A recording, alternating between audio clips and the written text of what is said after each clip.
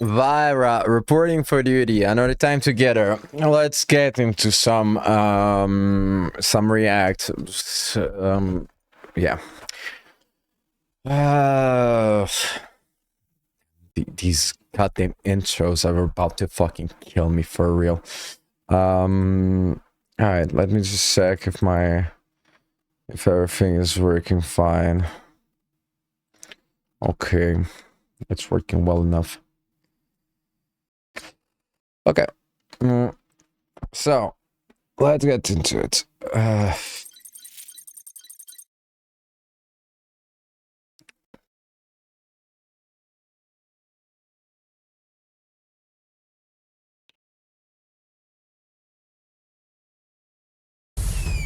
Okay, so new 6-month subscription special offer in WoW. Let's check out the amount. They actually presented the amount well enough, I think. I think that like this is actually something nice because like 6 months offer, like some people technically like they only buy the 6 months offer, but like it's a good way, and I think it's cool that like they do some extra work, like. So yeah.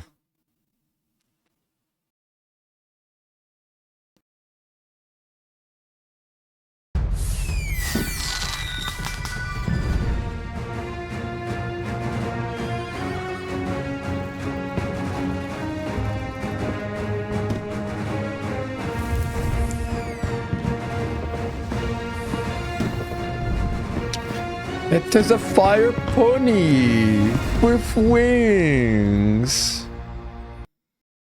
It is a fire pony with wings.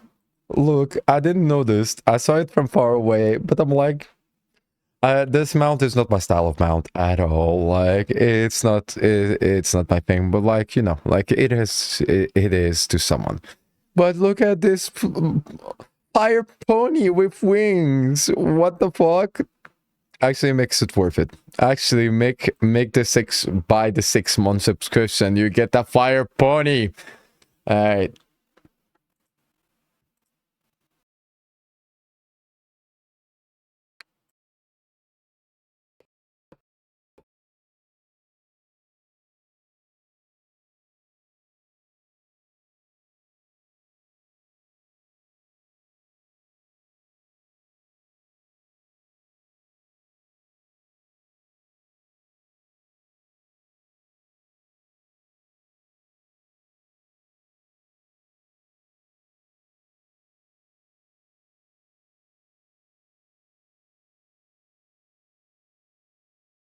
Okay. Master of Albion. Never heard of it. So let's check it out.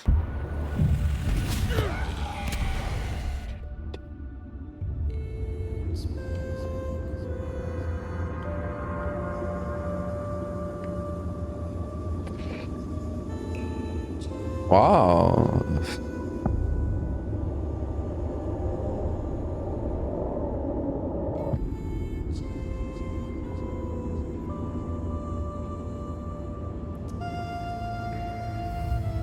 As a resident of Albion, I've seen it all. Life's a little stranger in my neck of the woods, see? There's Big Hand, for one thing. Controlling all our towns. Building all our buildings. Making weapons for our heroes.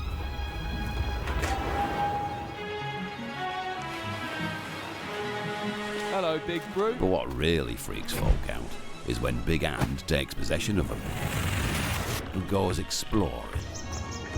Oh, that's interesting. Fact is, Hand will even slide inside the mind of our pets if we let it.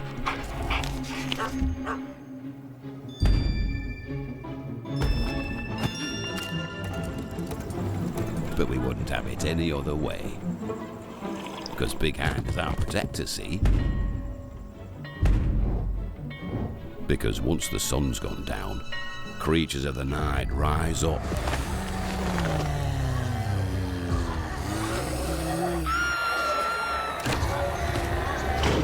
And come calling. We have heroes to stand and fight, of course, but Big Fingers is the keystone in this castle.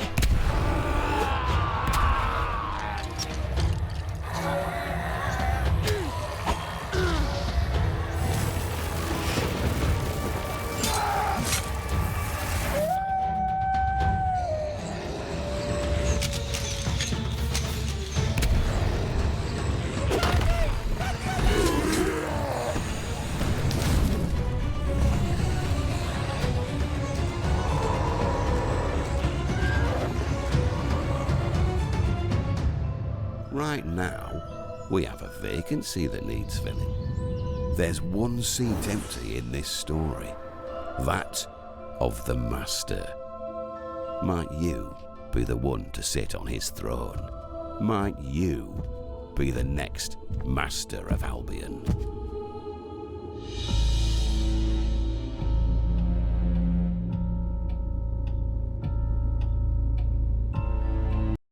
Okay, this is interesting. So I will be petty on this one because I think that this game is interesting. The graphics, the art direction is beautiful enough. It's not exactly like my favorite like type of style or like type of colors, but it works.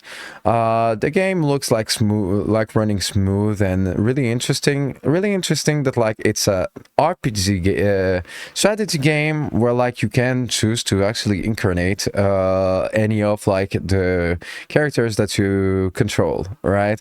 So this is actually really interesting when it comes to gameplay because like you get to play both sides. So yeah. What I dislike and what I'll be petty about is just the tone of the trailer.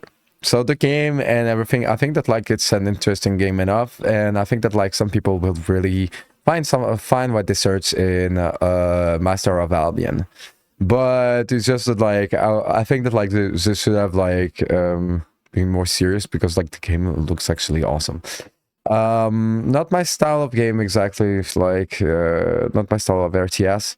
But like it looks cool enough, it looks interesting enough, and it looks like kind of like just lighthearted, you know, like the type of game where like you can just like you can just have some good fun without too much investment into it, you know. So Master of Albion, really interesting game.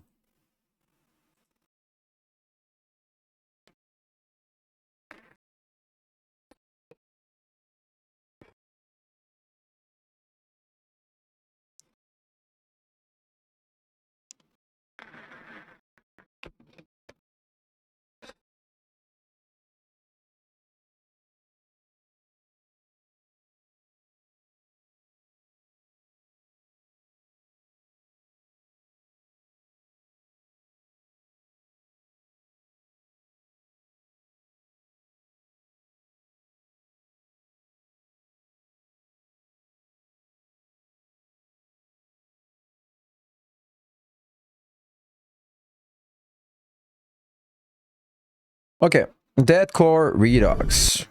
Let's check it out.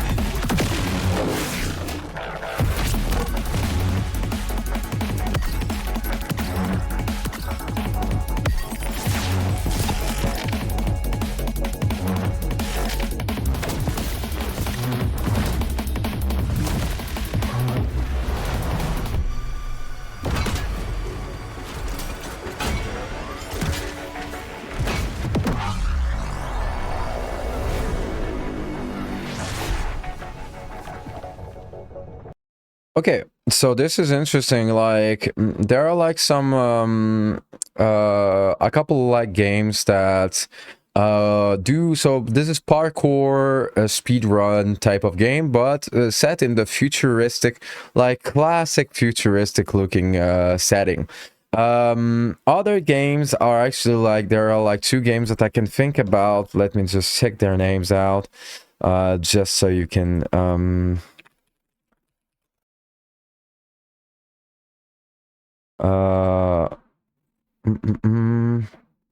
there's Ghost Runner. That is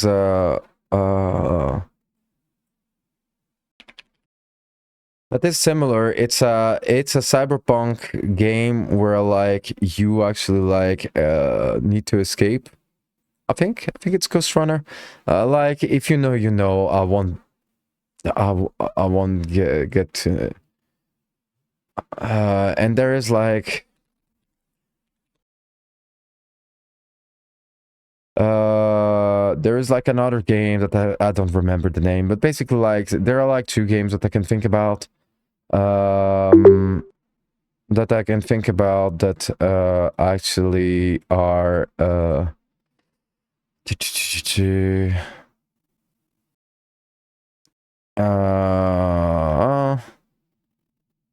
yeah, there are like 2 games that I think about that like are similar. All right.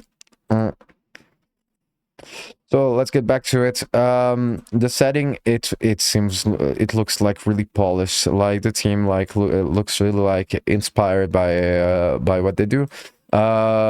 They created they already like created a ladder, like the idea of like a ranking system and stuff.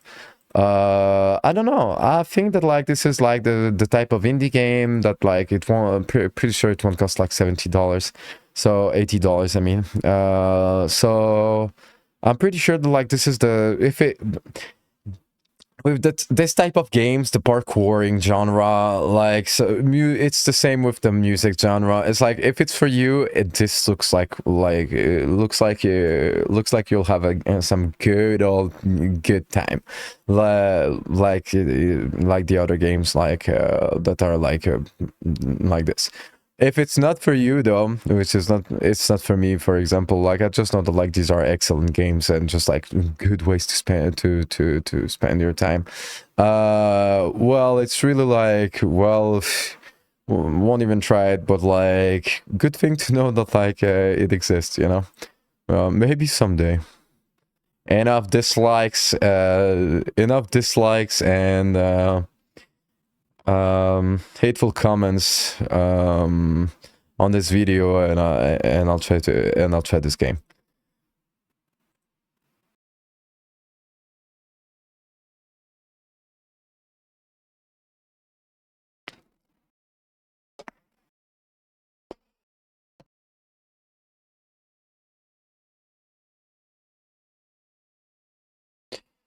Okay. Okay, anime. Let's get to anime. Easygoing territory defense by the optimistic Lord. These Japanese names, like it sounds so stupid. Like they really like sell the idea. So what is it about? Yeah. Well, apparently some easygoing territory defense by some optimistic Lord. Like it's as dumb as this, but what can I tell you? You know, apparently it works to sell. You know. はじめまして、新たな漁師となります。バンネイ・フェルティオです。バン様は8歳にして漁師を任された才人であり、幼少期より神童として知られております。バン様の素晴らしさはいくらでも語ることができます。これはバン様との絆なので、僕の適性は生産系魔術なので、戦闘力には期待しないでくださ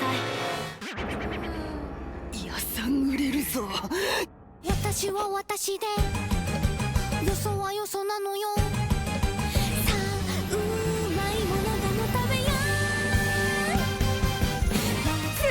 バンドの8歳でそこまで考えられるのか。バン様の魔術適性は何なのでしょうか。生産系の魔術適性です。最も不遇な魔術と言われています。バン様ほど民の目線に立てる方はいないでしょう。今はバン様の指揮に従ってみたいと思っている。私はバン様を信じる。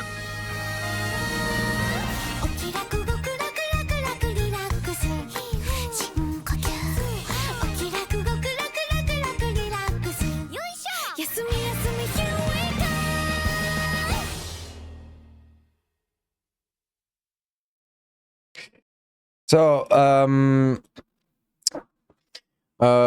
tower defense, the anime. Ever heard of it? Apparently, it's that. So, for me, it is actually like literally like the type of anime. The protagonist, the hero, is 8 years old. So for me, I'm like, you know, like we went.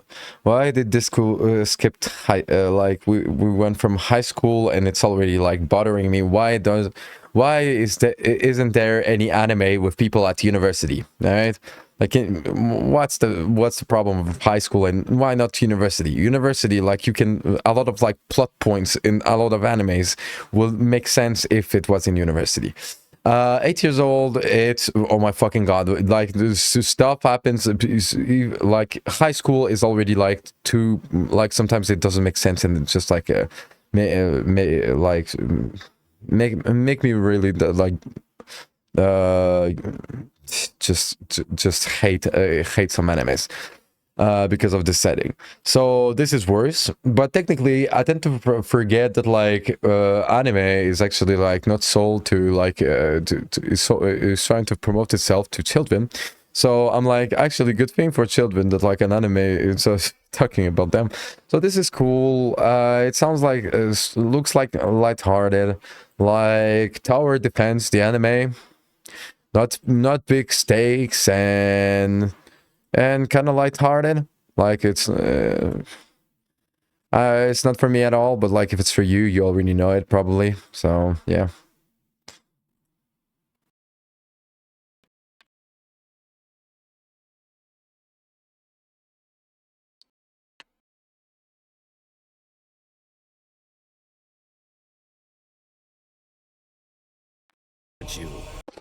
The Demon King's daughter is too kind. Okay, let's check it out. 魔族たちを暴力と権力で従えようとする者、魔王アーリマン。その欲望は彼を魔界統一へと走らせた。が魔王はある悩みを抱え、その侵略をやめてしまう。その悩みとは魔王アーリマンの一人娘ドゥが優しすぎることだった。どういうことですか。なぜ突然軍を引き世界侵略を止めるのですか。ドゥが我が娘が優しすぎるのだ。ドゥ様が優しすぎる。なんでしれっと手伝ってるんですか、ドゥ様。じゃあ次はドゥが鬼。かくれんぼなんかやってません。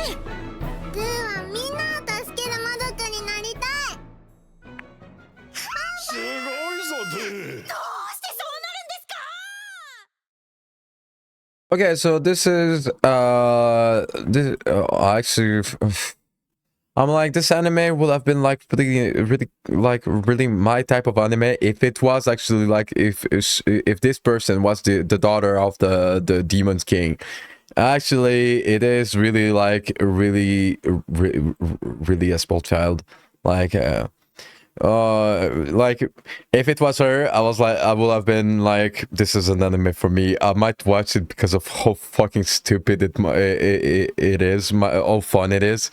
Since it's like, it's really lighthearted. It seems like, I think that like it's a good time. It's a good time, and yeah. All right, let's keep on going. Charlie, what the fuck? How? Yeah, good morning. What's you're 9 hours ahead, so it's 11 for you. Hey, good morning to you, Charlie. How are you doing? All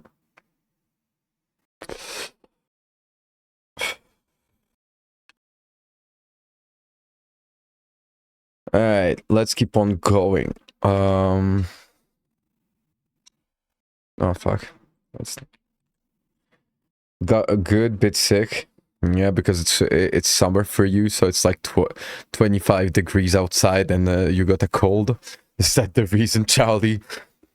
Liam told me so many times, man, it's 30 degrees outside, and I'm so done with the blankets, and I'm like, okay, well, goddamn, dude. I hope it's not too bad for you. Okay. Journal with Witch. Let's check it out. I don't know what the fuck it is about. Apparently Witch. Let's check it out. パーキングエリアに停車中の昨夜中央道大月パーキングエリアに停車中の乗用車がトラックに追突される事故が発生しました。牧雄です。匠朝です。お父さんもお母さんももういない。ポツン。私は一人。ポツン。私はわかるよ。突然の子持ちだ。掃除してもいい？あなたと暮らし始めてから私健康。めんどくさいって言った。大人は君らが思うよりずっと繊細なんです。違う国の人みたい。違う国ですか？とにかく作らない彼氏は。じゃあ彼女ならいいの？15歳なんて無活な一言で人生を変えてしまうかもしれない。君人生変わるね。エポックだ。日記をつけるといいかもしれない。いつかそれがあなたの灯台になる。今日から変な人と暮らし始めた。キーボードの音たまに止まり殺すような連打。深いため息。あなたはもっと美しいものを受けるに値する。一緒に帰る。さようなら。寂しい。さよなら。嫌だ。寂しい。さよなら。あなたの気持ちはあなただけのもので、私だけのもので、誰にも責める権利はない。誰にも私はそこでたった一人で玉座に座る。違う国の孤独な女王に出会ったのだ。Hey brother, I came to say hope you're well. I'm doing well actually. Thank you so much for coming by, Suzanne. You're blessed by the each time you visit the stream. All right, so Journal with Witch. Actually, so Yuri anime, Yuri shoujo, about a slice of life, right? About like being lonely and actually like learning how to cope with that through like a new friendship and like I think that this is the type of anime that like if it's well done, if it's like it's always a good time, you know, like it's always a good time. So I don't know. This if I hear about it like a little more, I might watch it. So yeah, good. This looks like a good time.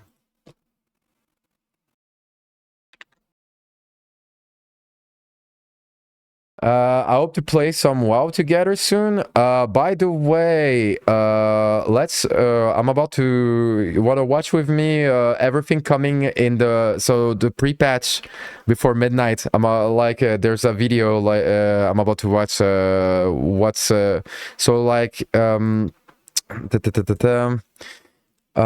know the pre-patch, where is it? Pre-patch, it's like in January the 20th, right?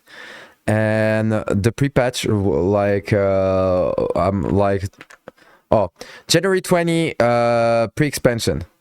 Didn't play today. I have to do my weekly tomorrow and prepare for pre-patch. Yeah, pre-patch January 20. You want to check out? I found a video that like talks about like everything that changes that like in the pre-patch. I'm about to watch it, so if you stay with me, like we can watch it together. Let's check it out.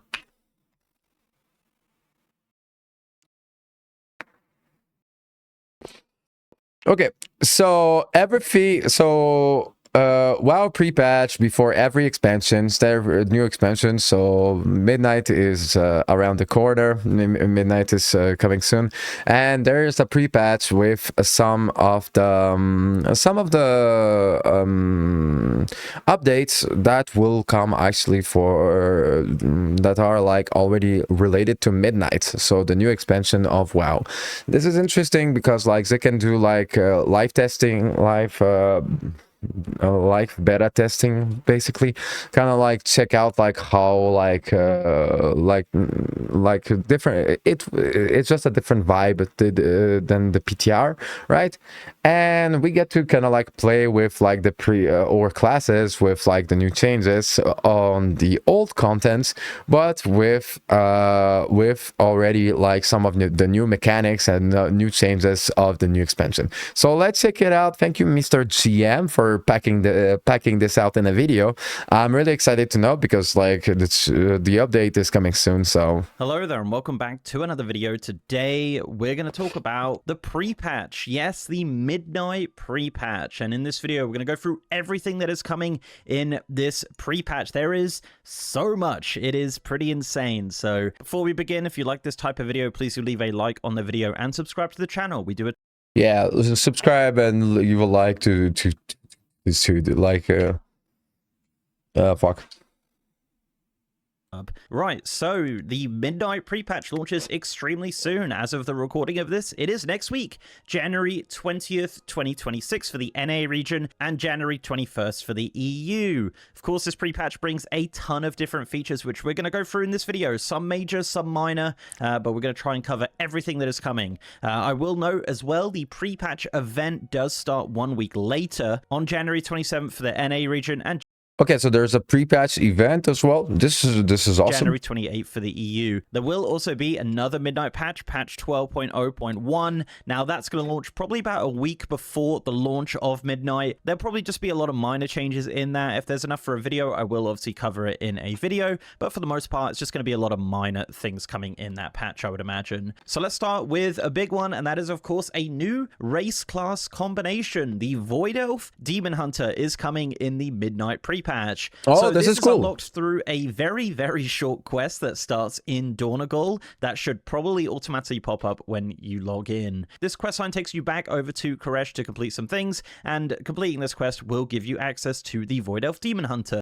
Oh yeah, because like technically like the new spec of the Void Elves was from a Void Elf that actually wanted to master the craft of Demon Hunters, understand the knowledge of the Illadaries. So it actually makes sense that we go to Karesh to actually unlock this and get a new playable race for like Demon Hunters. This is actually clever. I love it. Now, Void Elf Demon Hunters do start at level 10 in Telegrass Rift. There's no special starting zone. There's no special kind of interactions or anything like that. You simply just start at level 10. As of the recording of this, there are no new customizations for them. However, Keyboard Turner did data mine some potential new ones, which just haven't been hooked up. So I don't know if Blizzard just didn't go with them or they just haven't been hooked up, and maybe they'll turn up on patch day as a surprise. But yeah, as of right now, there's no new customizations. Obviously, you'll just have the kind of standard customizations you get with a regular Void Elf, just with the addition of Demon Hunter stuff as well. So yeah, that's going to be available from patch day. Sticking with Demon Hunters, we also have a new spec coming for Demon Hunters. This is the Devourer spec. This is a new Void themed specialization for Demon Hunters must be fucking happy about this one. They get a new specialization. If I was a main Demon Hunter, I will lose my mind. Like, they got it for free just because like the Blizzard got expired. Like, fucking go you, my dear friend, Demon Hunter friend. Demon Hunters. This will not have an unlock. This will be available to all of your Demon Hunters as of launch. As a reminder, the Devourer Demon Hunter specialization is a range magic caster in between range and like that also like it's a range range caster range spellcaster specialization for Demon Hunter. So if you never saw this before, like, well, it's because it doesn't exist. There isn't like a melee in between there isn't a specialization like this. I also did play DH, but I like Vengeance. Yeah, I mean, Devourer, you can check it out. Yeah, this is a mid-range spec, so it'll feel a lot different to current Demon Hunters. This will also include a new hero talent specialization called Annihilator, which is also used by Vengeance. So a lot going on for Demon Hunters in the patch. I'm not going to go into too many details about the spec because genuinely I don't really know too much about it, but there is a very good video on the Warcraft channel going over it if that's something you're interested in. But if you do play Demon Hunter, you could just switch over to it on patch day and check it out. It's pretty interesting. I kind of enjoy the gameplay. Sticking with classes, there is going to be some massive class changes across the board for basically every single class. Now, what you'll notice is probably just quite a bit of pruning to classes to make them feel a little bit simpler. Now, if you want to see specific class changes for your class, I'll link the patch notes down below so you can check out everything that is coming. There is tons of class changes. Your classes are going to feel a lot different when you log in on pre-patch. I certainly feel a little bit indifferent about some of the Hunter changes, but that's okay. That's okay. I'll get used to it. But yeah, massive class changes coming in pre-patch. Also in the patch is a stat squish. So when you log in on pre-patch day, you will notice your stats are going to be a lot lower. So this will include damage numbers and item levels, not player levels. Okay. Player levels will remain the same. So yeah, when you log in, you're probably going to notice some lower numbers. Now this is something they do every so often. The last one I believe was in Shadowlands, and from some testing it feels pretty similar to how yeah, because there's a point, like, actually, like, oh, this is nice, because, like, yeah, actually, look at this, 300, you can see the damage that you do, and, no, because, like, oh my fucking god, I will be able to see how much HP I have. Hey, Shazam, yeah, Shazam will be, as tanks, we'll be able to know if we have a lot of HP or not. Because, like, right now in the game, like, having, like, millions of HP is so fucking stupid looking, because it's like, yeah, I got a gear and it added, like, 30,000 HP, and it's like, it's just like math that is difficult to kind of like get into. And the damage actually is pruned, so reduced to something similar, because like a big crit, like it's like, yeah, you go from like 10 million crit to 15 million crit, like, yeah, you can kind of see it, but like it's just like, yeah. So good change. Pruning is actually like a good change. I think that like midnight pruning is probably one of the best changes of midnight when it comes to just pure gameplay. It feels right now, just with lower numbers, just to be a little bit easier to sort of understand how your damage is doing and things like that. I do like it. Obviously, on the Midnight Beta at level 90, we are kind of getting up to higher numbers already, so maybe we'll see another... Let me just...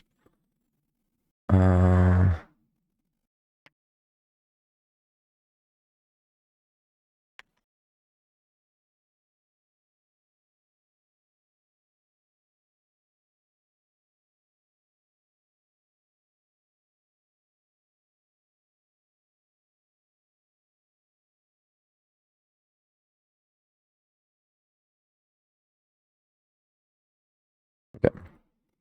Another stat squish sooner rather than later, but it is nice to see, and certainly something that will probably continue to happen every couple of expansions just to keep the game more manageable. So yeah, hopefully this one doesn't mess up too much legacy scaling through old dungeons, because that's what happened last time. But this one seems a lot different to the last one, so here's hoping. Moving on, we also have some pretty major updates to the transmog system. So oh yeah, the transmog 2.0 is actually dope.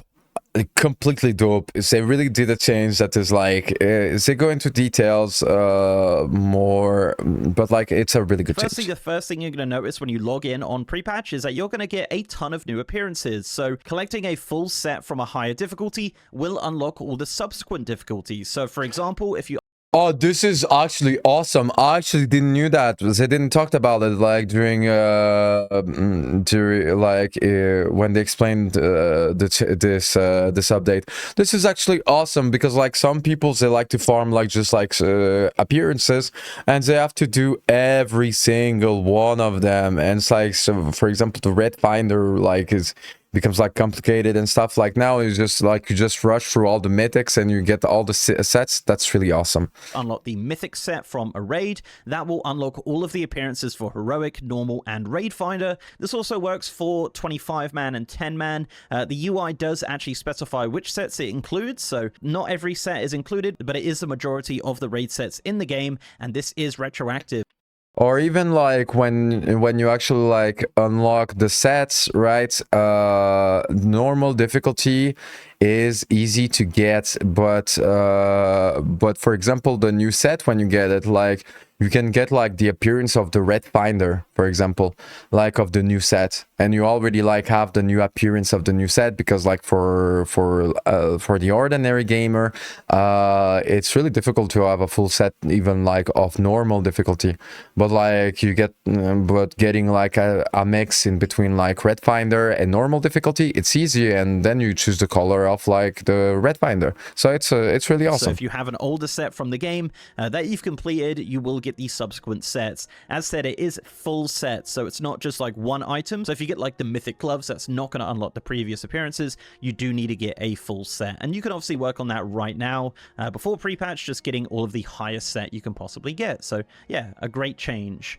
Another change for transmog is a complete redesign of the UI. So as of launch, you will now transmog the slot and not a specific piece of gear. So if you end up getting a new helm, you won't need to re-transmog it. This will just keep the same appearance regardless of what helm you have. Another change that is happening is that which is awesome, because basically like, yeah, this is awesome. Warriors will now be able to transmog their two-handed weapons into one-handers, which, yeah, is fantastic. I love that. So the way you transmog is changing as well. So you'll now have things called outfit slots. Now, these are not...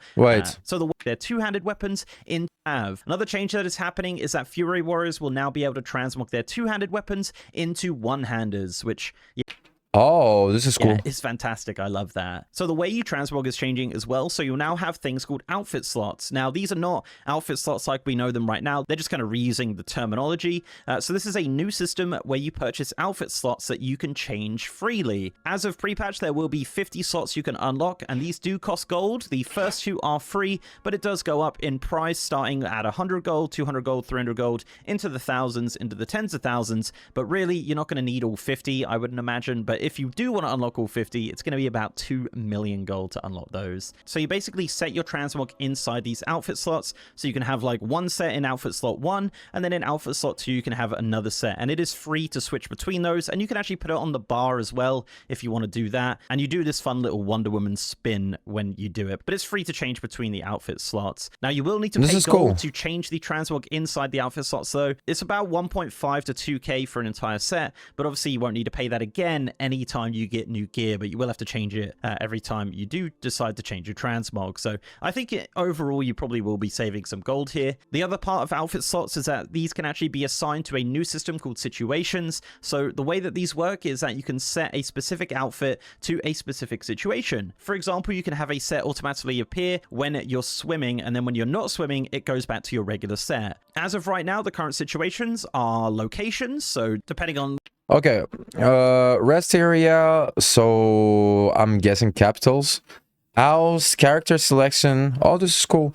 World, so delves, dungeons, raid, arenas, battleground. So the like you can like set a set, like choose a set, and depending on where you go, your appearance will change automatically. That's the important information. It will change automatically. You won't have to change it, like depending on where you are, which is really awesome. What type of content you're doing, like dungeons, raids, PvP, etc. You can have movements, so you can have like regular movement or ground mount or flying mount and things like that. You can even have it for specific specializations, including ones that you've created. And for Drakthir and Worgen, you can have different sets for different racial forms. You could also combine these as well, so if you just wanted a swimming set while in a dungeon, that can be done, which is really cool. The set tab has also been updated. Now it continues to show completed sets, but it now also shows incomplete sets, which is nice. And you also have the custom set tab that has all of your previously saved sets from the old UI. So if you've made a bunch of sets previously, you can now still view them and create new sets in this custom set tab. And then you can assign that to your outfit slots, which is nice. So overall, in my opinion, a much better upgrade to the current transmog system. awesome upgrade. Awesome update. It is a little confusing. I do have a full video going over all the different details and stuff like that that I might not have covered in this video. So yeah, go check that out if you haven't. That is the new Transmog updates in the pre-patch. Next up, let's talk about add-ons. Yes, as of pre-patch, all add-ons are being removed from World of Warcraft. I'm joking. That's not actually happening.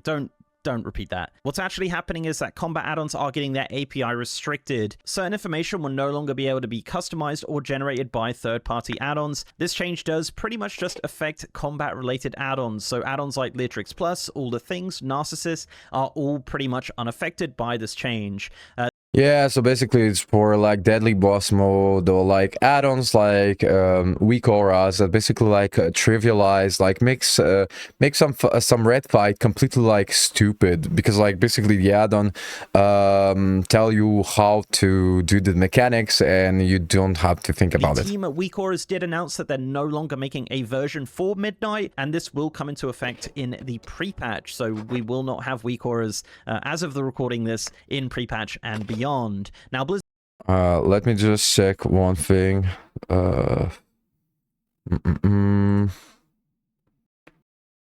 are slowly. Yeah, okay. No, I just wanted to check if like if my sound, everything is like working fine. Reverting some of these changes to find a good middle ground with add-ons. So I would imagine even with the 12.0.1 patch, we will see.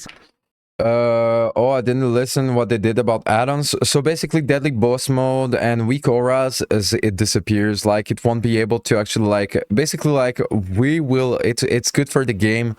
The combat add-on, the raid add-ons that like basically tell you how to play instead of like having to kind of like be careful about like what's going on, they are removed basically. Yeah, that's actually good for the game. That's actually good for the game. Yeah, basically, like, basically deadly boss, now people, yeah, basically. But it doesn't affect, like, any other add-ons. It's only combat add-ons. So, basically, raid add-ons. Raid and dungeons. That's it. The other add-ons, and the build something in the game, or it's like vanilla game. And the build something in the game, or it's like vanilla game. What do you mean?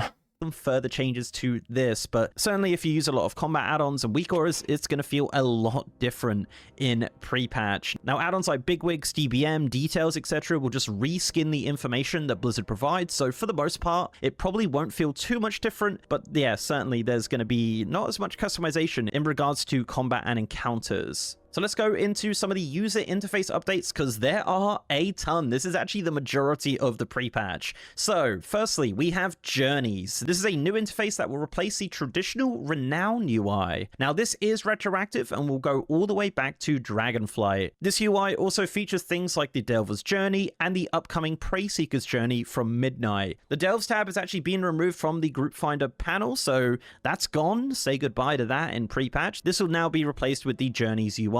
The Journeys UI also does have a button to see your Great Vault progress, and if you want to access the Journeys tab, this has been added as a new tab on the Adventure Guide, so all of your renown. This is good because like following the renown of other expansions is actually complicated. So this is good. Rounds and Delve's Journey and things like that will be featured on the Journeys tab from now on. We're also going to get combat audio alerts in pre-patch. So this is an accessibility feature and you can enable audio alerts for various combat related things. There is tons of customization here and it just seems like a really great accessibility feature for those that need it. Obviously, some people will probably not need it, but the people that do need it will certainly need it with the changes to the API. So yeah, certainly a good change for sure. Also nameplates. So we are going to get new default nameplates as of pre-patch. There are 5 different variants that you can choose from right now. And you could do a bit of customization with this with the nameplate info, cast bar info, whether or not aggro is displayed, debuff tracking. This is nice because a lot of people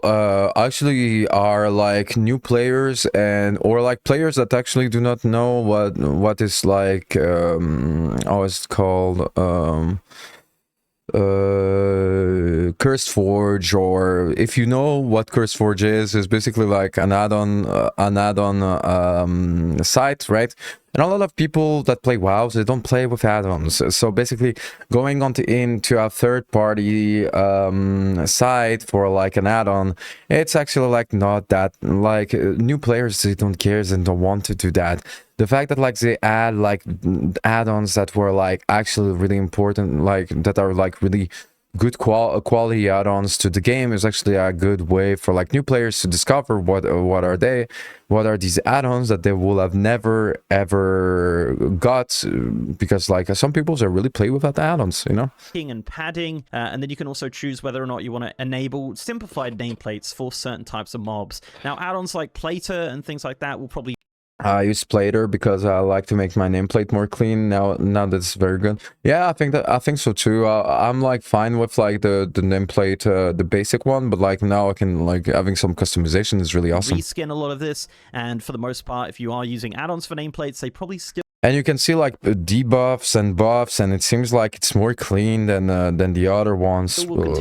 At least for mine. Work, they just won't be able to provide new information that isn't already provided by Blizzard. So yeah, if you don't like the look of these, you probably will be able to customize these through add-ons. Your party frames are... Oh, I don't know if you see it. If you have aggro, so if you have aggro, you can like there is like something that like, oh, this is cool for me. Like basically like you can like there is like something on the nameplate that like shows that you have aggro. Yeah, if you don't like the look of these, you probably will be able to customize these through add-ons. Your party frames are also getting updated with pre-patch. They're going to display a lot more information. Now, I can't speak too much about this, honestly. I just hope that this is enough information for players to be satisfied, as there is some pretty heavy API restrictions on the party frames and what is going to be displayed. So hopefully this is enough for people to continue to play the way they have been. If not, then maybe Blizzard might unrestrict some stuff here. But for the most part, yeah, the party frames will just display a lot more information. This is good. A minor change coming is that raid chat will now have chat bubbles. So you can enable that in the settings. Another thing you're going to notice going forward is that there's going to be new boss warnings. So these have been added to the game as kind of an in-game replacement for things like DBM and bigwigs. Now, as of right now, it doesn't look like it's completely retroactive, so we're probably not going to see this in Manifold Omega or things like that and in pre-patch, but I might be wrong. These raids are not open on the PTR, so we don't actually know whether or not they're going to have these raid warnings, but if a boss does have those raid warnings, add-ons like DBM and bigwigs will be able to reskin it to make it look like something you're more used to. But you can customize this through the settings to make it look and feel how you like. You can also use the edit mode as well if you want to kind of change the look and position of it. I kind of like it. I've been using it quite a lot, and it provide some pretty helpful information during boss encounters. But as mentioned, add-on authors will be able to access and reskin this information, so it might not feel too different. Oh, this is cool. The Boss cooldown manager is also timeline. getting some updates. They've added support to share and save multiple layouts for the cooldown manager, which is cool, and right-clicking a cooldown in the cooldown manager settings will now give players the option to assign a sound and event type. So you can have up to 3 different alerts for each cooldown, which is pretty handy, and actually a event type. Wait, so you can... Oh, this is so fucking awesome. So basically, like when a cooldown is going, like, let's say a cooldown of like your DPS spell, you can create a sound alert. This is so fucking cool. This is really fucking cool for like just like gameplay.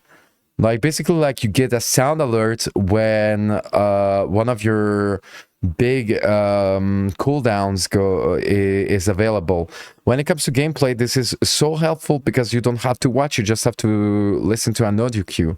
So yeah, this is really fucking awesome. So you can have up to 3 different alerts for each cooldown, which is pretty handy, and actually a little bit of an accessibility option as well. So some updates to the default cooldown manager. Another thing you're going to see is that the game will now have a damage meter. Yes, the game is going to have a damage meter built in by default. This is good for new players because like new players, they don't know what an add-on is, and like it's so complicated.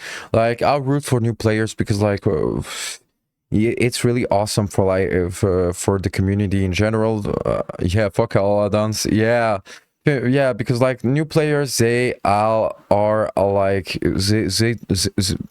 think about like when you if you play WoW, like how complicated it was like to start WoW, like, and then you tell yourself as a lonely player, right, if you play by yourself, what the fuck is an add-on, right? And basically damage meter is something that like people really need to know, like to have, and it's really good that it's implemented in the game. Now on this you can track different types of damage, different types of healing, even interrupts and dispels as of right now, and you can create multiple windows up to 3, and you can customize the because add-ons was so pain in the ass to add them, and also to make the game more heavy for CPU usage. Yeah, like, and it makes like loading, for me, like the reason like my loading screen is so long is because of add-ons. So look and feel of this through the edit mode. Add-ons like details will continue to exist. However, the information provided will just be the information that the inbuilt damage meter gives. So basically, if you can track it on the inbuilt one, details will also track it there. They're not going to provide any new information as of right now, but maybe that'll change. But essentially, if you're a details enjoyer or other damage meter enjoyer, you're probably not going to feel too much different, but if you do want to use the in-game one, it is there for you to use. I kind of like the look of it, actually. And finally on UI, big change that I love, find lumber. So find lumber is changing, so you'll actually be able to track lumber through the minimap instead of having to have the harvesting hatchet in your bag. To enable this on your character on day 1 of pre-patch, simply just click the axe in your bag and it's consumed and it adds the toggle to your minimap. You'll be able to find lumber as a toggle on your minimap, which is game is WoW is so broken that like people struggle to find trees in a fantasy game. Can you believe it? They needed to fucking do a patch because people struggle to find wood from trees. But yeah, no, it's a good change, but it's just funny, like, no, yeah, people were struggling to fucking find the trees to get lumber. Like, can you believe that? We kill God 27 times per week, but we cannot fucking find trees. Probably how it should have been since the start, but it is nice to see it coming in. We also have a new PvP mode coming in pre-patch. This is the new training grounds. So this is a new evergreen PvP feature, which is basically comp stomp, but not a brawl. So this is going to be active all the time, and this is going to be players versus AI NPCs. Now, as of the release, there will be 3 battlegrounds which are featured, which is Battlefield Gilneas, the Silver Shard Mine, and Arathi Basin. Now, as of my testing, it did reward honor, but it didn't give any marks of honor, but that was a while ago, so they could have changed it since I've tested it on beta. I really hope it does still give marks of honor. Obviously, people use this is nice as a pretty good farm for that currency, so yeah, hopefully it's pretty much the same there. This mode is really just designed for people to kind of dive into PvP without the pressure of kind of having other... Yeah, not the pressure, without getting completely demolished by people that are like way over geared compared to you. This is a good entry point for PvP. I think that like some people will actually get into battlegrounds just thanks to this change. So this is really awesome. Players there, so it seems like a pretty great thing to add, especially if you can get honor from it. So it might be a good honor farm with a little bit less stress. So let's talk about housing in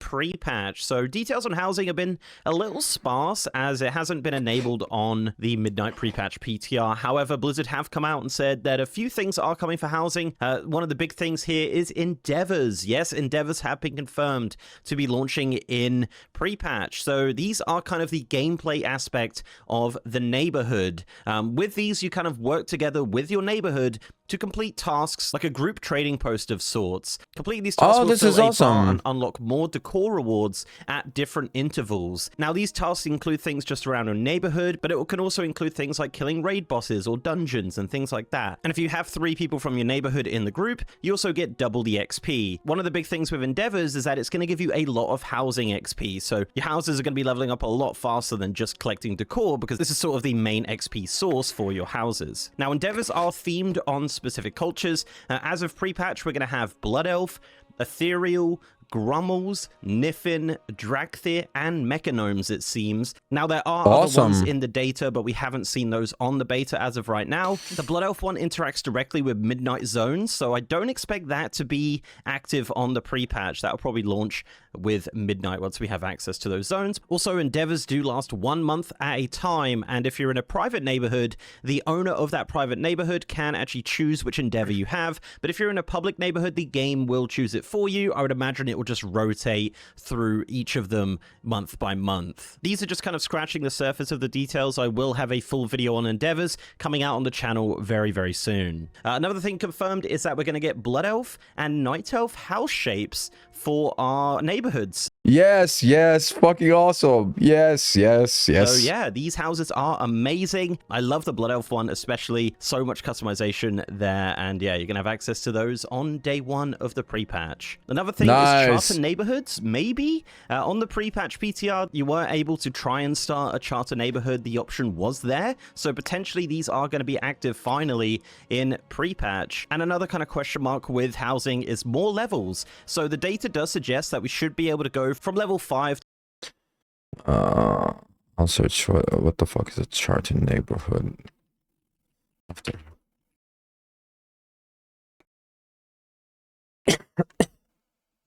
To level 9, which is the same as the Midnight Beta as of right now. Now, they could lock this off potentially, but with enabling endeavors and getting all that XP, I would imagine this will probably be something that is going to be there, which also means like bigger house sizes and things like that are also coming in pre-patch. So again, a couple of question marks there, but we are getting endeavors, Blood Elf houses, and charter neighborhoods in pre-patch.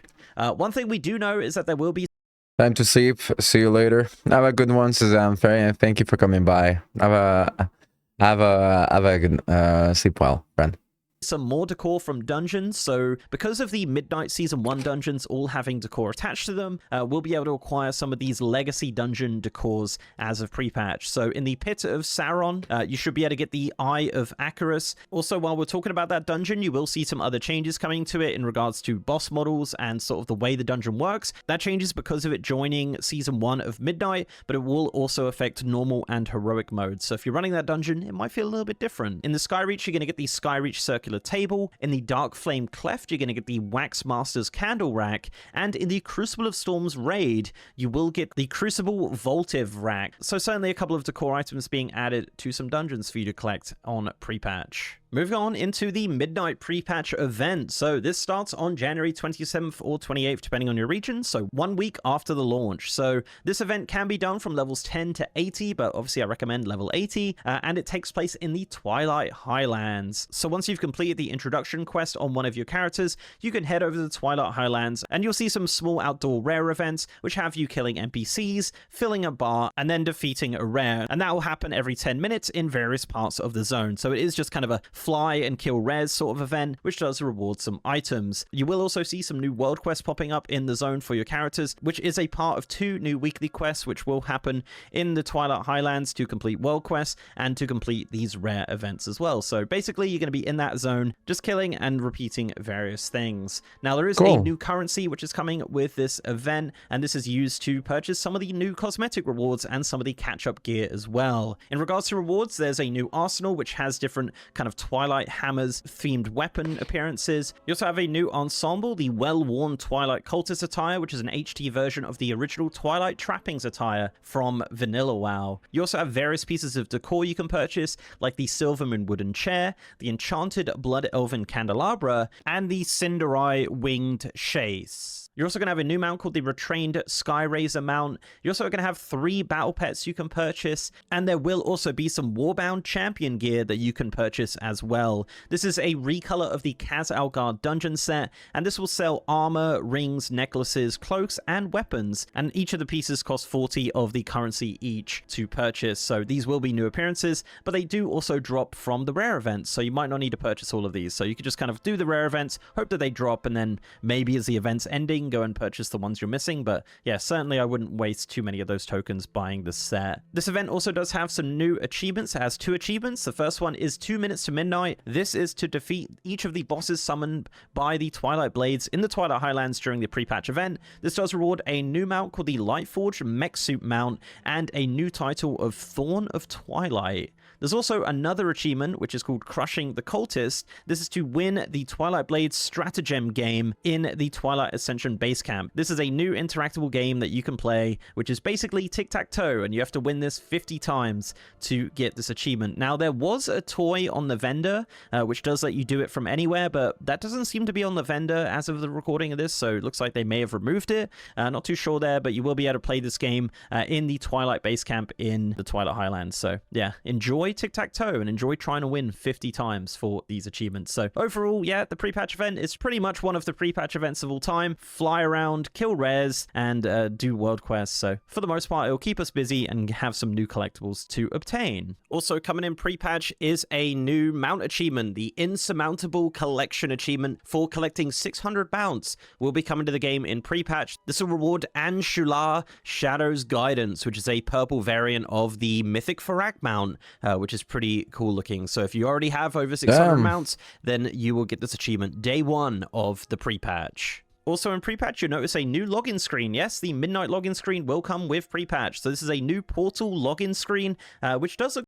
Beautiful login screen. pretty cool. I really like it. I love the shards falling into it. I did try and get a loop of it, but it seems like it's pretty randomly generated or whatever. Like you can't get a perfect loop, but that's fine. It is very cool looking. I could just stare at it for days. Now, one thing I will say is I do feel like the buttons should probably not be red. Maybe they should be blue or purple. It just feels a bit weird. Maybe change the buttons from red to a different color. I know you could do it through add-ons if you wanted to, but yeah, by default, I think that should be changed. But overall, I don't hate it. I don't hate the login screen. I think it actually looks pretty cool. And finally, the Winds of Mysterious Fortune buff is coming back for pre-patch. This does start 1 week after pre-patch on the 27th or 8th, depending on your region, and ends on the midnight release. So yeah, nothing too revolutionary here. This is just a leveling and reputation buff from levels 10 to 79. And also while you're leveling, you'll get various bags that contain helpful items to help you on your leveling journey. This reputation buff affects Dragonflight and War Within reputations. We haven't heard any other details as of right now, but yeah, what it seems like is that it is just going to be pretty much what we expect as a kind of leveling event. Now, we've just had Legion Remix, so maybe people won't have alts to level, but yeah, it'd be nice to have a little bit of a buff to the reputations regardless. So yeah, that's it. That is the Midnight pre-patch. Let me know in the comments your thoughts on this pre-patch. Certainly a big pre-patch for sure, especially on a lot of back-end things like the stat squish, like the class changes, like the UI changes, a lot of kind of evergreen changes to the game, which yeah, have been kind of controversial, but hopefully seeing them and playing with them and kind of getting used to them hopefully won't be too much of an issue for just players in general. So guys, thank you very much for watching. If you did like this video, please do leave a like on it and yeah, no, actually sub. Thank you, Mr. GM, for like the video. Awesome video, awesome YouTuber, didn't knew him.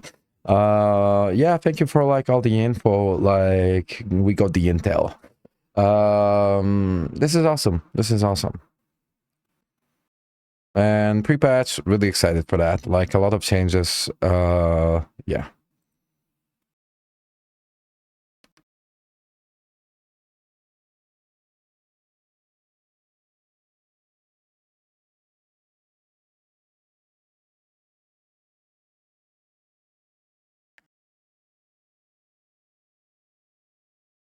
All right. I'm gonna take a break real quick. I'll be right back.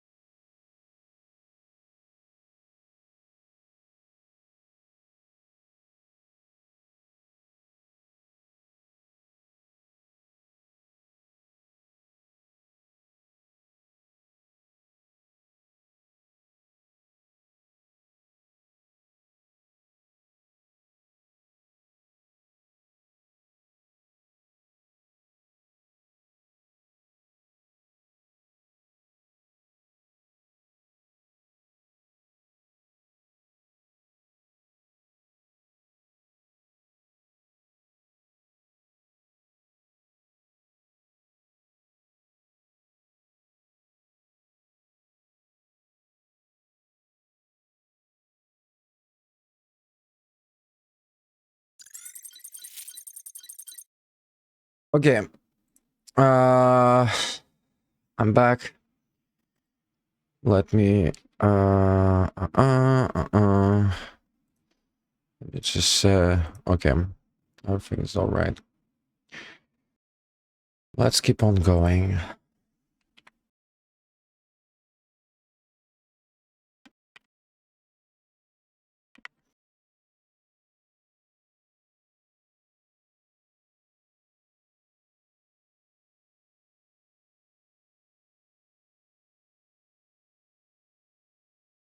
Halo is smarter than you think.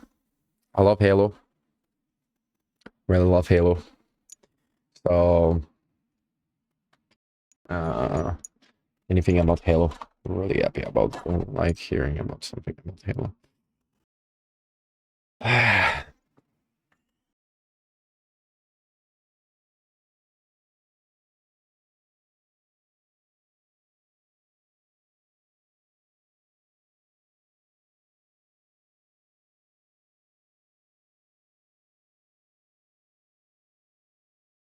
Oh, man.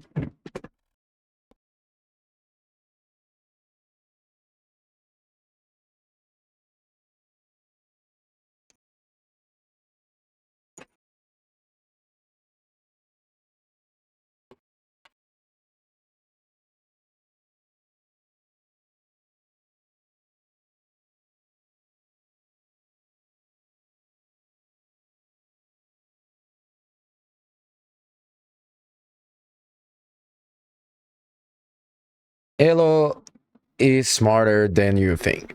I love Halo. I always loved Halo. Will always love Halo. So let's check it out. I have a question. What made the original Bungie run of Halo feel so purposeful?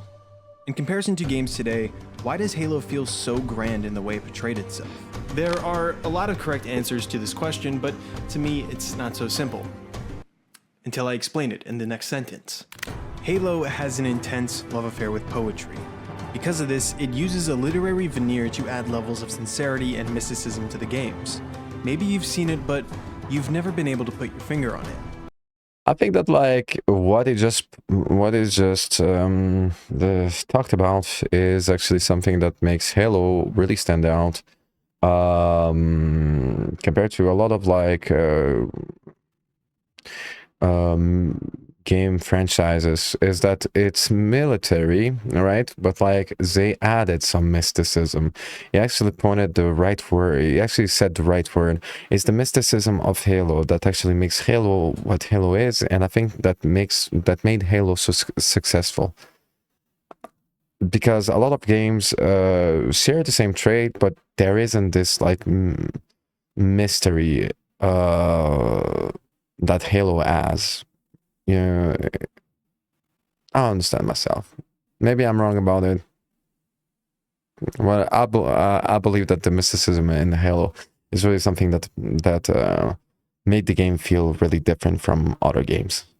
Today, we will learn just how Halo ignores the medium and becomes poetry in motion. For Halo is unabashedly one giant interactive narrative poem in video game form.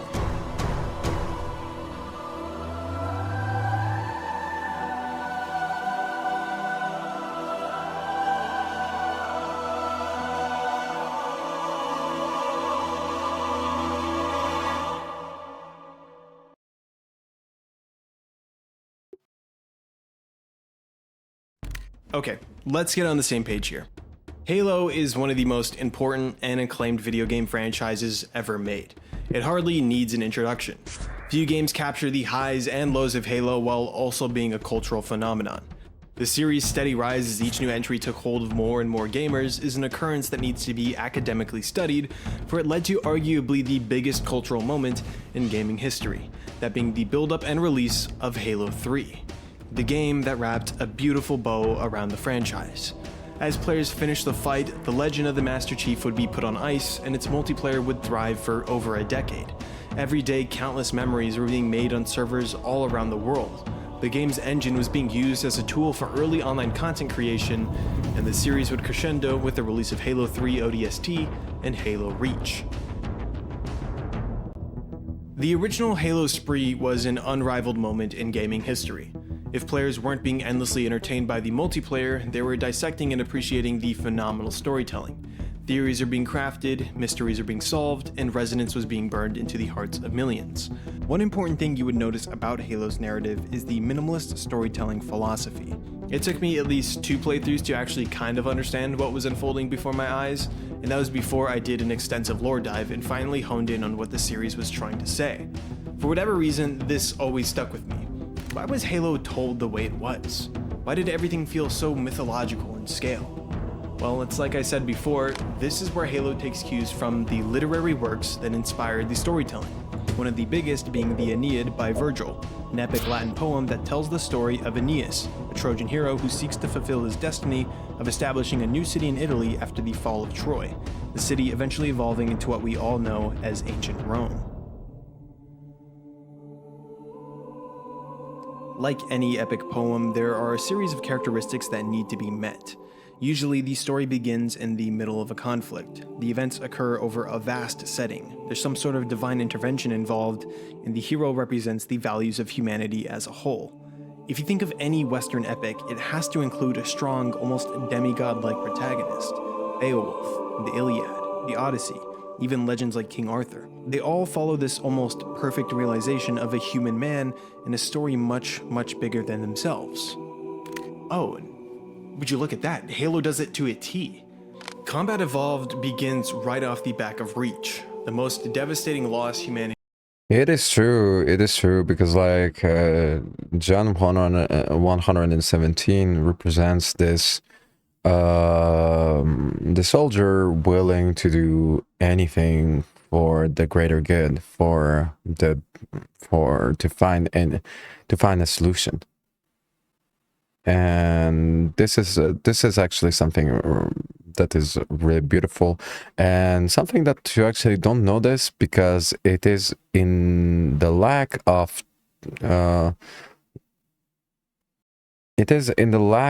opinions of John that actually like this quality is found, not because he does choices, but because he chooses not to do choices, which is really fascinating. He has experienced yet. We're taken from system to system, planet to planet throughout this journey. Hell, it ends at the very edge of the galaxy, and we play none other than the Master fucking Chief, the 7-foot-tall freak that steps on the heads of grunts while Breaking Benjamin blasts out of his JBL speaker.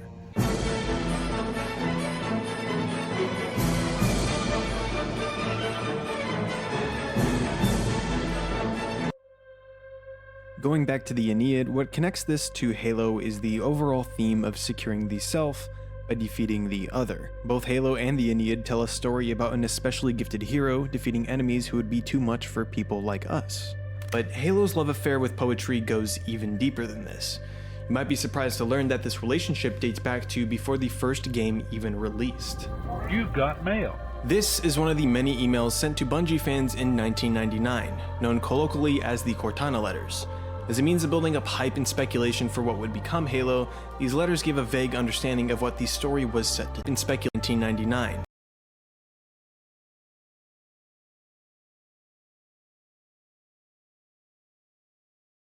Okay, so this is a mail. I have walked the age of the abyss. I have governed the unwilling. I have witnessed countless empire break before me. I have seen the most courageous soldiers fall away in fear. I was there with the angel at the tomb. I have seen your future, and I have learned. There will be no more sadness, no more anger, no more envy. I have won. Oh, and your poet Eliot had it all wrong. This is the way the world ends. A friend of a friend. Beautiful. This is absolutely beautiful. Known colloquially as the Cortana letters, as a means of building up hype and speculation for what would become. And this is technically like lore-wise from Cortana. Halo, these letters give a vague understanding of what the story was set to tell. The final lines of the letter read, "Oh, and your poet Eliot had it all wrong. This is the way the world ends. A friend of a friend." Now, obviously, this is a reference to T.S. Eliot's poem, The Hollow Men, a poem about the cultural decay of a post-World War I society and the emptiness behind the eyes of men in this era. Elliott's work is rooted in deep existentialism, something the Halo series leans into as the fate of humanity as a whole is being threatened. Elliott was also one of the major figureheads behind the modernist art movement, a vision of life and society that emphasized experimentation, abstraction, and dramatic nuance, something the Halo series can relate to in the modern day, as its experimentation and cinematic edge introduced the basis for the first-person shooter on a console. But that's not all. When Combat Evolved released on November 15th, 2001, players were met with an experience that changed everything. On the story end of things, many were impressed with the general presentation and witty character writing, but under the surface, it didn't take long for fans to glean that Halo had deep religious undertones. Everything from the Flood to Halo and even Master Chief's name contained religious metaphor and allegory that strengthened the storytelling. Now, one of the many literary What is absolutely brilliant, what is absolutely so skillful is that these religious undertones are not hidden, but never talked about, and never really a problem for the storytelling or for like people that actually like dislike like religion, or like it's just basically like small tributes to religion rather than I mean, I get what I'm saying. aspects of the Bible is its poetic nuance, which undoubtedly brushes against Halo even more in that regard. Aside from this, however, when we meet the Master Chief for the first time, we also get a reference to Josh Keats' poem, To Sleep, a poem that personifies sleep as the speaker begs for the sweet escape of unconsciousness, to escape the physical and emotional torment of being awake. Aside from being the realest shit I've ever heard, this is no doubt a reference to the depressing reality humanity faces at this point in history. When we begin the game, the text on the monitor next to Chief's cryopod asks players to unseal the hushed casket, a twist on the final line of the poem. Speaking of sleeping in caskets, this video is brought to you by Mantis Sleep. We all know by this point that sleep is vital to our overall health and well-being, yet that doesn't stop us from sabotaging our own sleeping habits. Even if we get to bed at a reasonable time, there are still a million distractions that always get us. Lights flashing from the window, your phone illuminating in the middle of the night, or the spooky shadow man watching you from the hallway. It's distractions like these that call for a complete blackout. Nothing does blackout better than the Manta Sleep Mask. A headpiece that not only fits my face like a well-tailored suit, but is incredibly cool and breathable. Combo this with the classic Thunder and Rain with Halo 3 ODST piano 8 hours sleep and relaxation, and you get a good night's rest like no other. The Manta Sleep Mask is infinitely adjustable and ridiculously comfortable. Not only is it made out of a premium, well-ventilated material, you get true 100% blackout with this thing. Seriously, it's a game changer if you're in an obnoxiously bright environment. On the plane, in the car, casual naps at home. As long as you are wearing this thing, you will never see the light of day again. Get your Manta Sleep Mask today. Use code LANDO at checkout for 10% off. Thank you Manta Sleep for sponsoring this video, and thank you for watching it. Enjoy.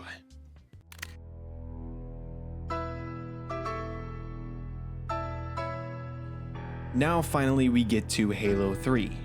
The E3 2006 reveal trailer is one of the most legendary reveals of all time. I mean, it had been 2 years since Halo 2 left fans on a premature cliffhanger. Suffice to say, expectations were through the roof. One thing of note this trailer does is call back to the non-canonized Cortana letters from 1999.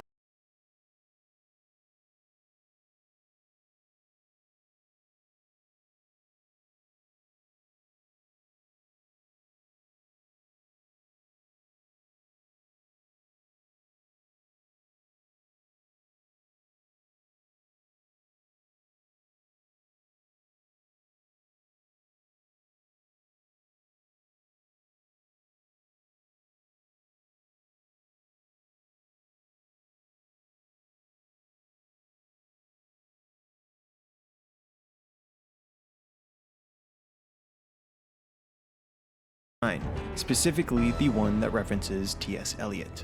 This is the way the world ends.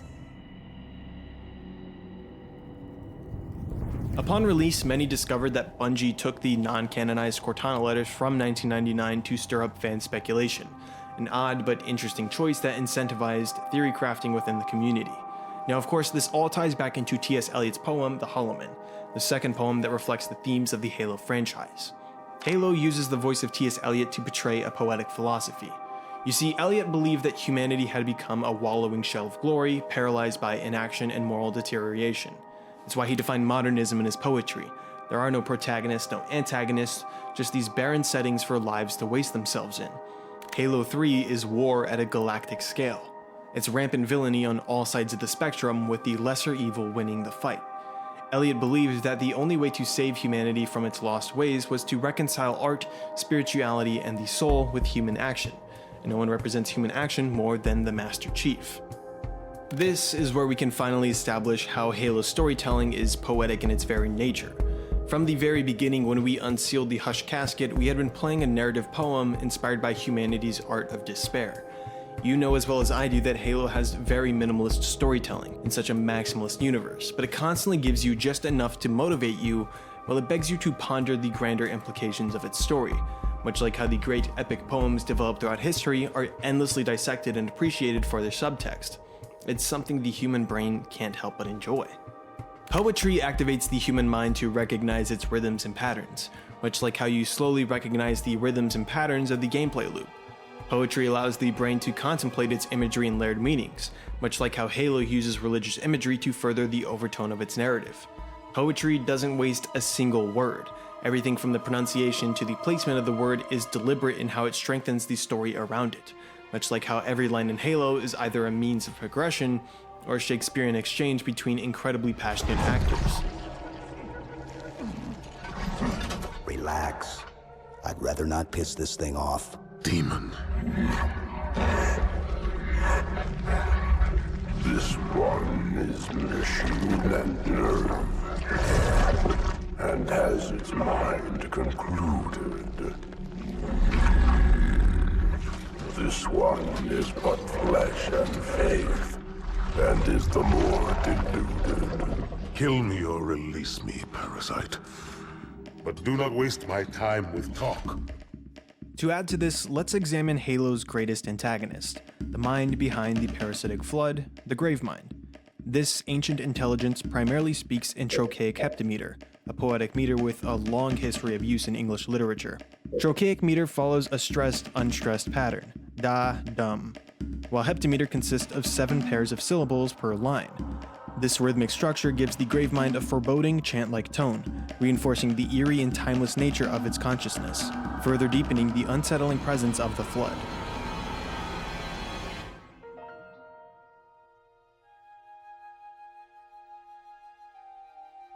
Now, a lot of this can be attributed to how little time Bungie had to flesh out their story, but by cutting off the fat and leaning into the brisk nature of a poem, we were left with a very special experience that doesn't waste time. When it's not about the beat-to-beat gameplay, it's about the short, sweet bits of substance that leaves room for the imagination. Poetry purposely leaves things open-ended for interpretation, much like how the moral and emotional story beats of Halo are clouded by Bungie's indirect means of storytelling. This perspective on the series breaks open Halo's love affair with poetry.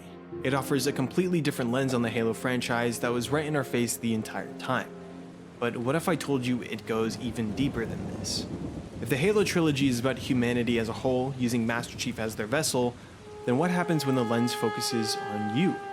What if you were placed in the shoes of a Marine, set to brave the never-ending influx of Covenant? And what if there was a poem with a direct through line to that?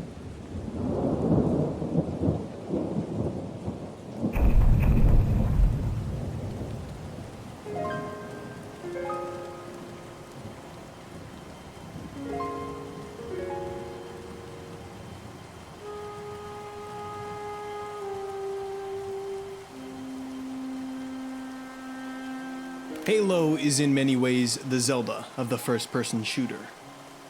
I will not elaborate, but if we base Halo off of Zelda, the Majora's Mask of the series is most certainly Halo 3 ODST, the noir sci-fi mystery shooter that took a lot of the major assets from Halo 3 and reworked them to fit a moodier narrative.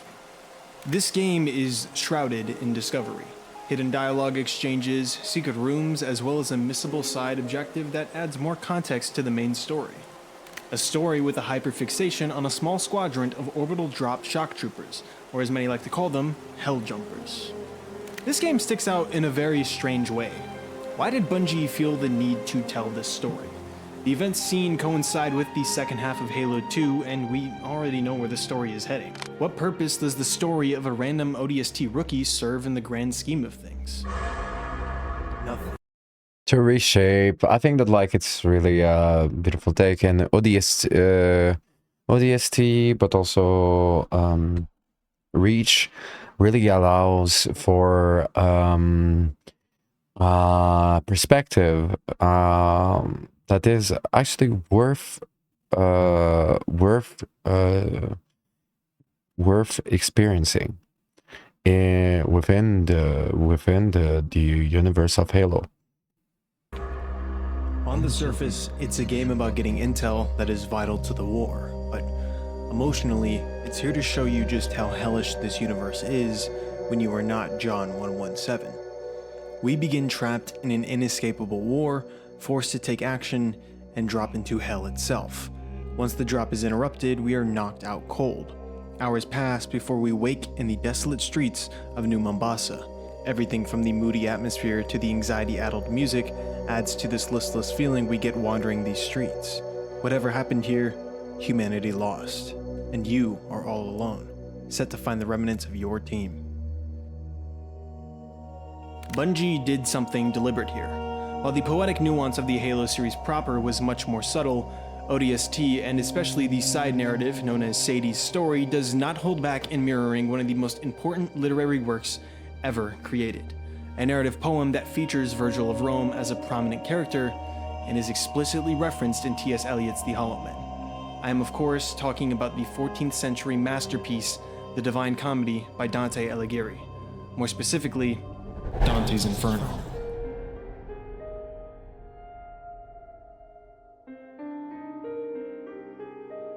As I stated before, Halo is no stranger to religious themes. A lot of Western media is based on Christianity. It's a consequence of building a society around it. However, as we know, Halo leans into its religious themes more than your typical space opera would. It's a godless universe in which war is being waged for religious reasons. But Dante's Inferno is not biblical. In fact, it's basically Bible fanfiction. Now for the uninitiated, Dante's Inferno is the first part of the Divine Comedy, which is largely one of the most important works of human art ever created, for it conceptualized the visuals of the various afterlives you assume under Christianity. So basically, if you ever wondered why hell is depicted as a blisteringly hot cave with spooky red people poking and burning you, you have this guy to blame. With that though, the Divine Comedy's most famous part is Inferno, mainly because its ideas of hell and torment were so shocking and creative for the time. I mean, this is the genesis of dark fantasy, a topic my friend Pumpo made a very good video about, so after this video you should watch that video. I will know if you didn't. To put it simply,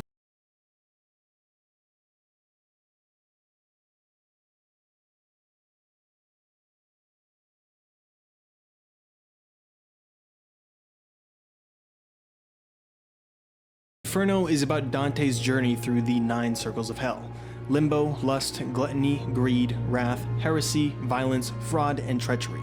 He is guided by his ultimate inspiration, that being the ancient Roman poet Virgil, and along his journey he sees the blight of humanity in its worst form.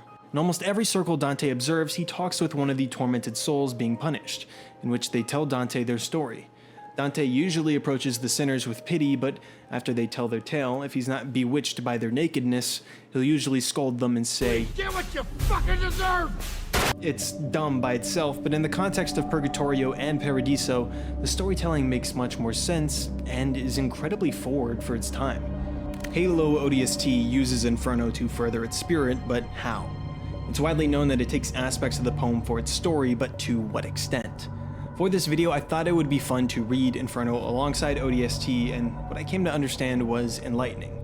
Dante's Inferno by itself is largely about Dante acknowledging his own sin through engaging in cruelty towards those who deserve it, the worst aspects of men displayed in unapologetic horror.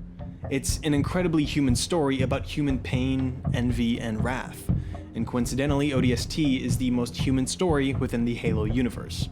When I first began this journey, I wrote down a lot. From the get-go, there were clear homages to Inferno and the concept of hell as a whole.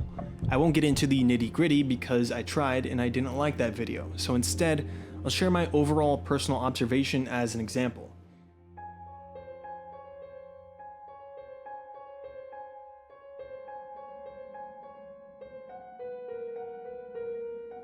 Now, atmosphere-wise, ODST really wants you to feel and understand the dire nature of the world. There is a clear absence of color, fire is raging through the rain, and demons lurk in the shadows. Alongside the clear homage to hell, ODST utilizes a Y2K aesthetic and feel to enhance the death of New Mombasa, the embrace of technology, the synthetic infrastructure, an air of nostalgia.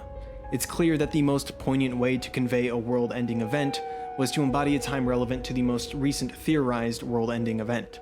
This liminal feeling whilst traversing through the city gives us our first taste of hell, perfectly conveying the first circle of Inferno, Limbo, the resting place of souls who lived and died without knowing God or Christ. The souls in Limbo are not punished directly, but are condemned to desire salvation. It's a fairly tame punishment in comparison to the rest of hell, but it's still unfair for those who lived before or without the means of knowing Christ. Despite living virtuous lives, every soul there is filled with depression, melancholy, and hopelessness. An eerily similar feeling of hopelessness as you step over your dead comrades and discover unnerving clues. The punishment of Limbo is to be left in search of salvation. Here in the Mombasa streets, we find many who had no means of it at all, including yourself. The Rookie is supposed to be a self-insert for the story, a silent protagonist with a single mission in mind.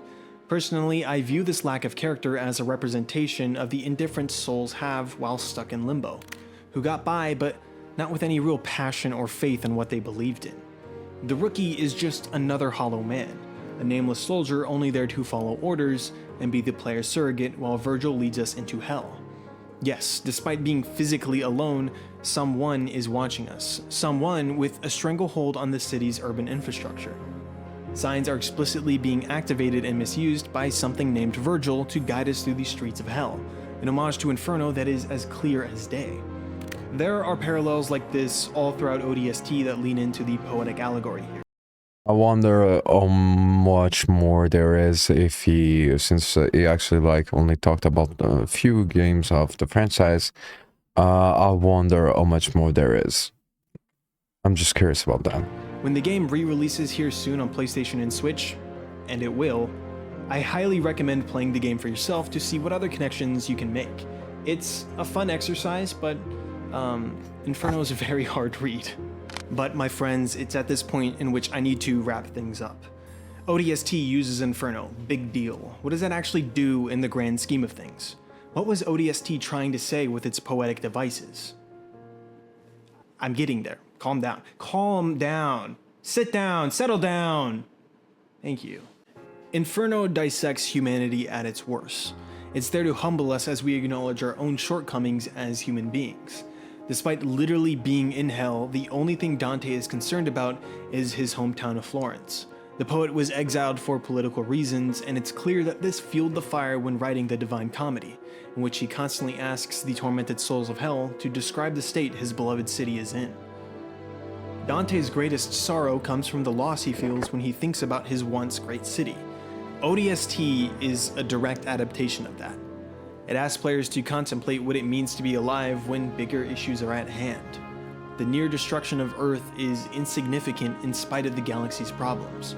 Everything in Halo is so vast that everything else seems so insignificant. What can we do? What do we do when things out of our control change our lives beyond recognition? How do we escape the limbo we find ourselves in? This constant societal depression we get from simply existing in such historical times. The sad part is that 2009's Halo 3 ODST does not have an answer for you. But what we can do is look at the great poets of humanity and see what they did when the world was on the brink of a crisis. They made art, using it to personify evil and overcome it. When I started this video, I was initially planning on just doing a horror deep dive into ODST and how it relates to Inferno, but as I read all of this poetry and unraveled how it related to Halo, I was inspired to do something more. I highly encourage you to do something similar. Go out and do something creative today, whatever it is. That is your luxury. Whether it's analyzing some dumbass video game or painting the next Mona Lisa, Take the negativity you feel from the world around you and put it into something you hope will move people. Take some notes from Halo, see if you can add some levels of subtext to it that furthers its meaning. You have the resources to do it, so why not? Thank you for watching my video, and especially This is such a great message to end your video with. a big thank you to my patrons for supporting me. If you would like to have your name here on screen right now, you should consider supporting me on patreon.com/LandoYT. Not Thank you so much. only will you get your silly little name on the screen, you'll also receive benefits like access to my personal game review newsletter, Code Cleric. There is an in-depth review of every single Bungie Halo game live on my Patreon right now, so please go check that out if you feel so inclined. Stay healthy out there, don't do anything stupid, and come back to my channel when I post a new video. I'll do it eventually. You guys are great. Thank you. Bye. What? I have a question.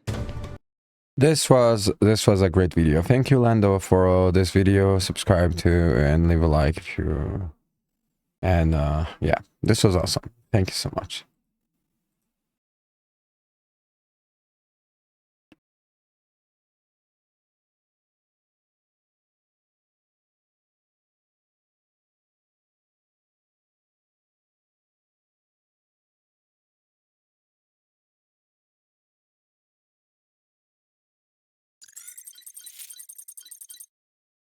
All right, this is it for me for now.